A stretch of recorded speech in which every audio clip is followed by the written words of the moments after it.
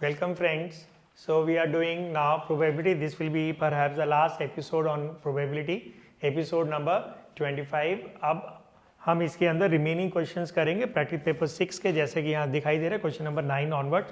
तो 4 ही क्वेश्चन बचे हैं, 9, 10, 11, 12, उसमें से 3 तो आपके एमसीक्यूज हैं।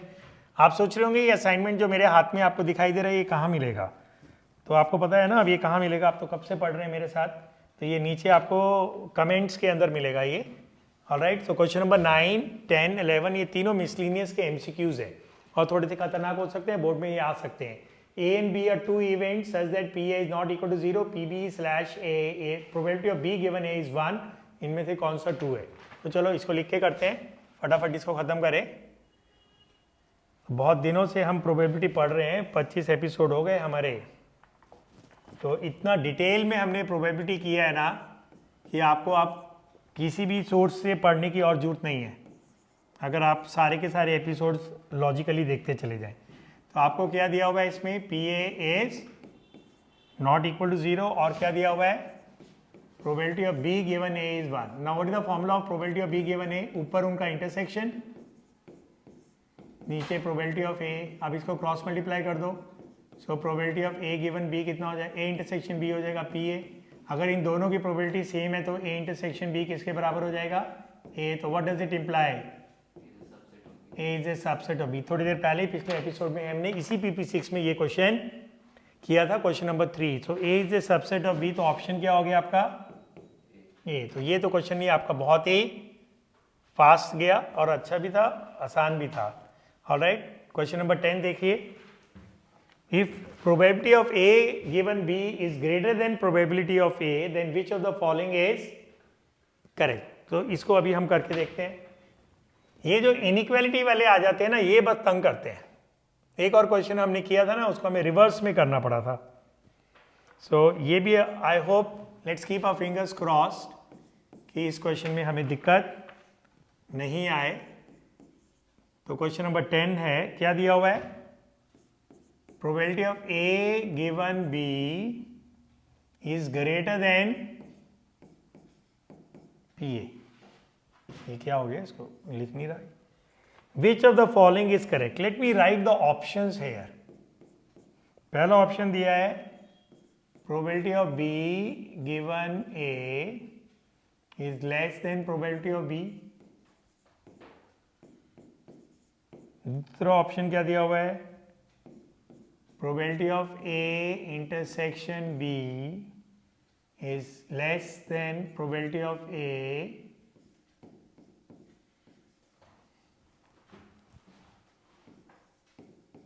Into probability of B।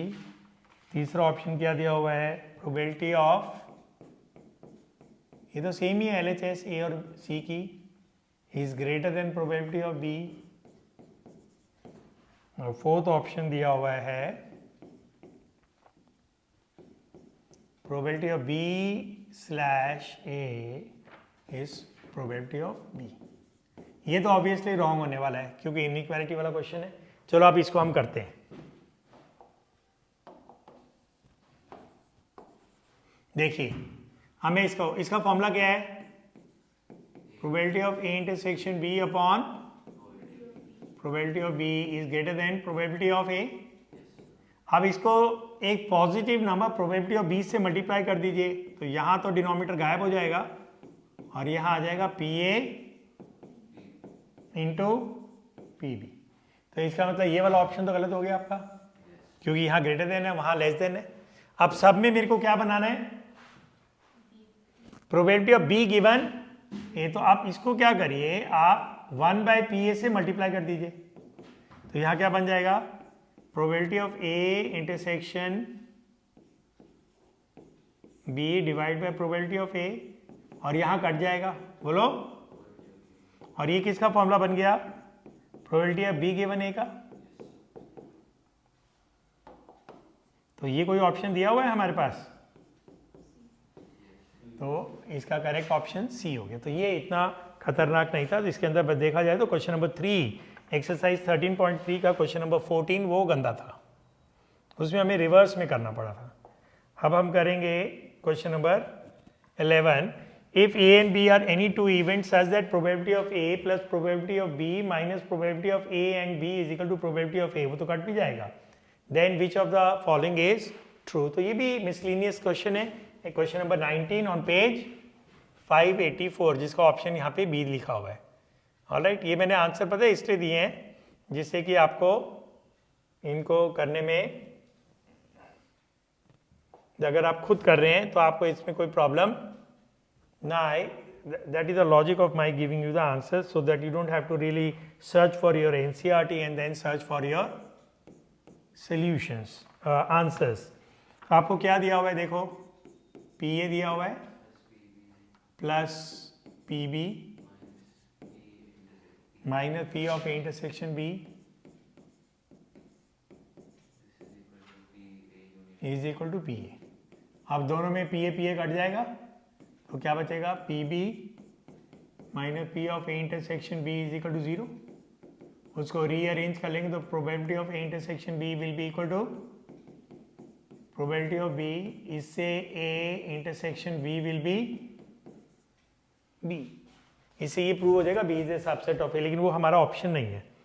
अब हमारा ऑप्शन क्या है, ए ऑप्शन क्या है, probability of B given A हमारे को बोला है 1 है। इसको चेक करें, what is probability of B given A, ऊपर इनका इंटरसेक्शन, इंटरसेक्शन में आप ए पहले लिखो बी पहले लिखो, वो कोई फर्क नहीं पड़ता। अब ए इंटरसेक्शन बी कितना हो जाएगा बी, तो probability of B upon probability of A, तो ये तो 1 नहीं है ना, तो ये वाली ऑप्शन हो गई हमारी रॉन्ग। अब बी ऑप्शन देखते हैं, probability of A given B 1 है, क्या ये 1 आ रहा है, देखते हैं। What is probability of A given B, probability of A intersection B upon probability of B. अब ए इंटरसेक्शन बी कितना है, बी, अब कट के कितना हो गया,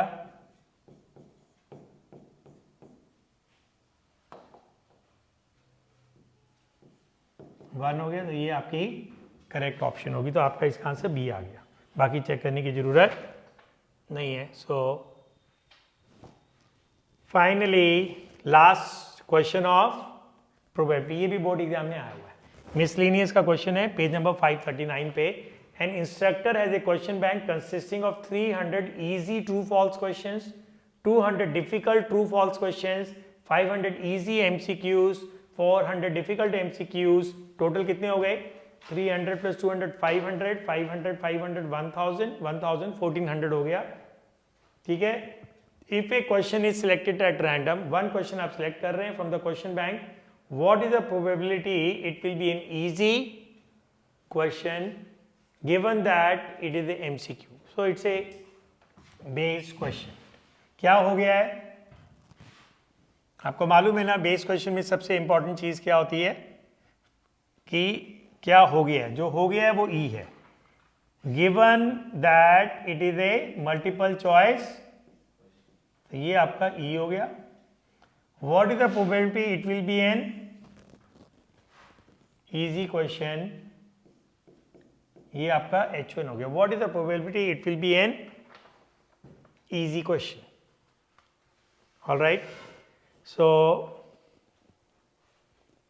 one question is selected at random from the question bank, what is the probability it will be an easy question given that it is a multiple choice question। let's start doing this question। तो अब देखो इस PP6 के अंदर ना हर variety हमारी cover हो गई, रैंडम वेरिएबल कवर हो गया, बेस हो गया, कंडीशन प्रोबेबिलिटी भी हो गया हमारा। So let's do question number 12। पहले तो ना डेटा बना लेते हैं, क्या क्या है हमारे पास, क्या है 300 easy true false, 200 difficult true false, 500 easy MCQ, 400 काफी बड़ा क्वेश्चन बैंक है इसके पास, डिफिकल्ट MCQ। टोटल कितना हो रहा है, करिए टोटल करिए 1400। टू सिलेक्ट वन, तो सीधा लिख रहा हूँ NS कितना हो गया 1400। क्या हो गया है, जो हो गया है वो E है। क्या हो गया है, given that it is the MCQ is the event, question is MCQ। क्या निकालना है, what is the probability it will be an easy question, तो H1 क्या होगा, event question is easy, तो H2 क्या होगा, question is not easy। Not easy का मतलब क्या हो गया, difficult. Now what is the probability of H1 easy question. अब ये बताओ टोटल इजी क्वेश्चन हैं कितने, 300 प्लस 500, हमको एक ही लेना है, तो ये 800 बाय 800 था 500 था, नहीं 300 प्लस 500 800 था ना, तो 1800 ये इतना हो जाएगा। बोलो probability of H2 not an easy question, मतलब डिफिकल्ट है, वो कितने हैं 600, वो तो इसी से कॉम्प्लीमेंट लेके भी हो जाएगा। तो ये दोनों जीरो काट देते हैं, 2 से भी काट देते हैं, तो ये हो जाएगा 4/7 और ये हो जाएगा 3/7। अब probability of E given H1 हो गया, मतलब क्वेश्चन इजी है। अब ये मेरे को पता है क्वेश्चन इजी है, what is the probability, it is an MCQ। Question easy भी है और MCQ भी है, तो कितने हैं 500। बोलो H1 हो गया, मतलब आई know the question is easy, what is the probability of its being an MCQ। Okay, तो H1 हो गया, इजी क्वेश्चन मेरे पास आया है, I have to find the probability, it is an, ये गलत नहीं कर दिया मैंने, बताइए यहाँ करेक्ट नंबर क्या आएगा, H1 हो गया, क्वेश्चन इजी है, तो मेरे पास कितने हैं इजी क्वेश्चंस 800 हैं। Alright, what is the probability, it is a MCQ, तो इजी MCQ है, ठीक तो लिखा था मैंने, है ना।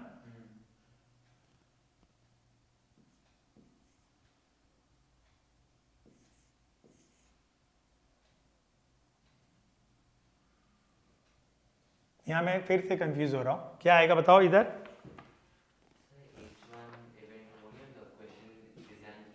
अरे यार E मेरे को निकालना था, हाँ E/H1 का मतलब क्या है, question is easy, find the probability is an MCQ। हाँ 500/800 होएगा, I know the question is easy, तो how many easy questions are there है 800, तो ये 5/8 होएगा। हाँ जी आप बताइए क्या बोलना चाहते हैं मानविंदर।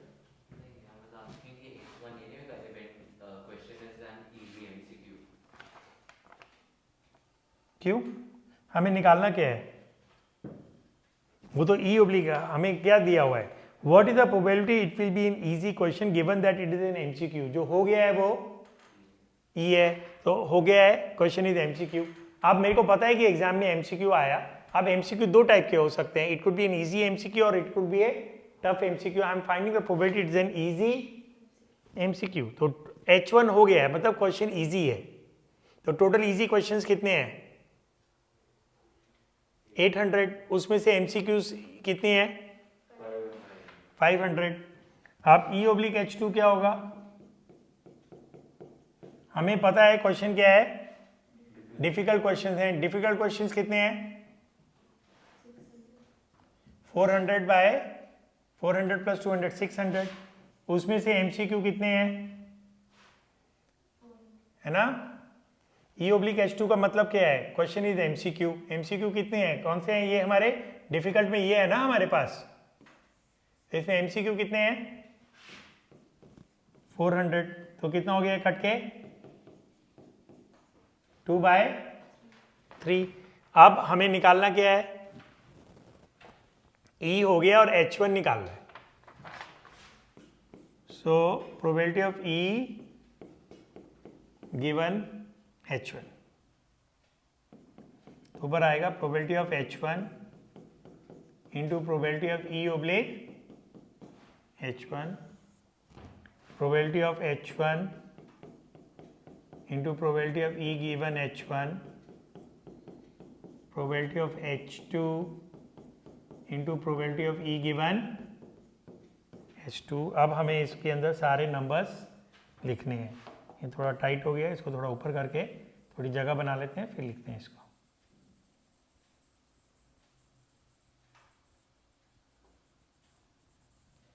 ऑल राइट,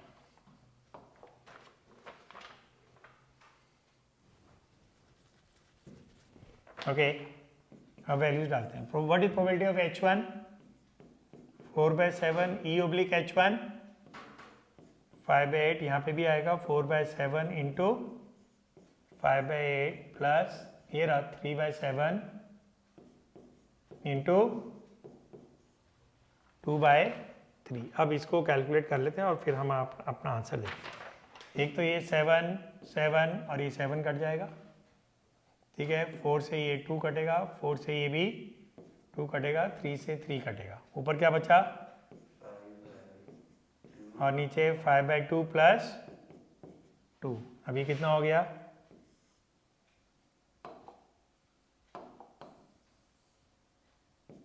ऊपर हो जाएगा 5/2 और नीचे कितना हो जाएगा 9/2। ये भी कट गया, तो आंसर कितना आया? तो ये आंसर आपको असाइनमेंट में भी दिया हुआ है 5/9। तो ये थोड़ा सा ना बीच में हमें यहाँ पे कंफ्यूजन क्रिएट कर गया था। ये देखो यहाँ पे ये थोड़ा सा कंफ्यूजन कुछ बच्चों को भी क्रिएट कर रहा था, मेरे को भी एक सेकंड यहाँ पे प्रॉब्लम आ गई थी। E oblique H1 फिर से देख लीजिए, फिर से इस क्वेश्चन को फटाफट रिवाइज कर लेते हैं। देखो बेस के अंदर ना आपको एक बार आइडिया लग जाए कि ये बेस का है, उसको आप सिस्टमेटिकली करिए। Don't try to jump on the conclusion. अगर आपने स्टेप्स खाए तो आप कंफ्यूजन में आ जाएंगे। आप बिल्कुल इसको मैकेनिकली करेंगे। फिर से सुन लो, जो हो गया है वो ही है, जो निकालना है वो H1 है। H2 H3 वो उसके भाई बहन होंगे कॉम्प्लीमेंट्री, जो पूरे H1 H2 सिनेरियो को, इकोसिस्टम को म्यूचुअली एक्सक्लूसिव एंड एग्जॉस्टिव बना दें। आप क्वेश्चन पढ़ते हैं। Given it is an MCQ, तो is a event, question is MCQ. What is the probability? It is an easy question, तो H1 is a event, the question is easy. अब easy और difficult दो option ही है, true and false and MCQ दो option दिए, तो easy का कॉम्प्लीमेंट होगा क्वेश्चन इज नॉट इजी, मतलब क्वेश्चन इज डिफिकल्ट। अब how many total questions are there? 1400, we have to select one. उसमें से इजी क्वेश्चंस कितने थे? 800। तो 800/1400 आपका H1 हो गया, कट कटा के 4/7 हो गया, उसका कॉम्प्लीमेंट 3/7 हो गया। तो यहां तक आपका डेटा करेक्ट था। अब E oblique H1 का मतलब क्या है? H1 हो गया, मतलब I know that the question is easy. What is the probability? It is an MCQ. अब टोटल इजी क्वेश्चंस कितने थे हमारे पास? टोटल इजी क्वेश्चंस हमारे पास 800 थे, ठीक है। 800 में से हमें एक क्वेश्चन लेना है और वो क्या होना चाहिए? एमसीक्यू होना चाहिए। तो एमसीक्यू कितने हैं? 500। तो 800 आसान क्वेश्चन में से कितने एमसीक्यूज हैं?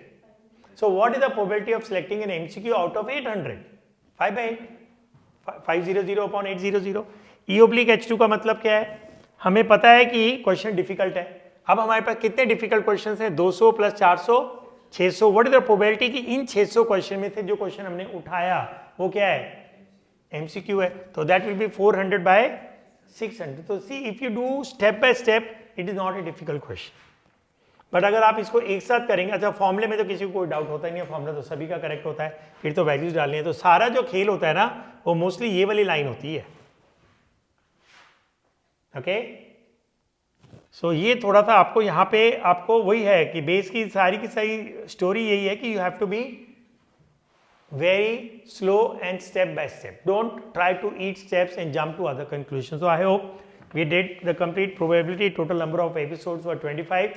We did so many questions from the assignments and we did the complete NCERT in the question. I hope you will get full marks in probability in your any exam, board exam, pre-board exams. So I hope you enjoyed the class. Now we'll carry on with the next chapter.